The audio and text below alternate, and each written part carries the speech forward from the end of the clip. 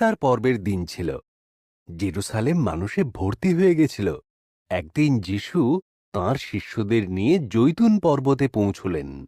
সেখান থেকে তিনি জেরুসালেম দেখছিলেন। সেখানে দুই শিষ্যকে বললেন একটা গাধা খুঁজে আনতে। তারা একটা গাধা খুঁজে নিয়ে এলো, আর তাদের জামাগুলো গাধার পিঠে রেখে একটা গদি বানালো।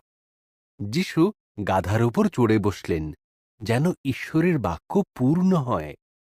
হে জেরুসালেম, দেখো তোমার রাজাকে, যিনি গাধায় চড়ে আসছেন। যিশু গাধার পিঠে চেপে জেরুসালেমের পথে চললেন।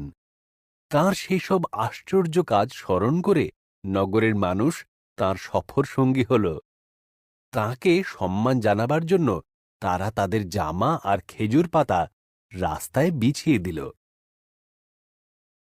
তারা ভেবেছিল যে যিশু তাদের সেই উদ্ধারকর্তা।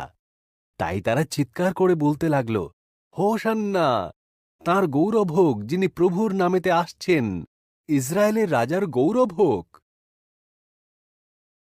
ফরিসিরা রেগে গিয়ে বললেন, গোটা বিশ্ব ওকে অনুসরণ করছে। যিশু, তুমি ওদের চুপ করতে বলো। যিশু উত্তর দিলেন, সবাই চুপ হয়ে গেলেও ওই পাথরগুলো আমার জয়গান গাইবে।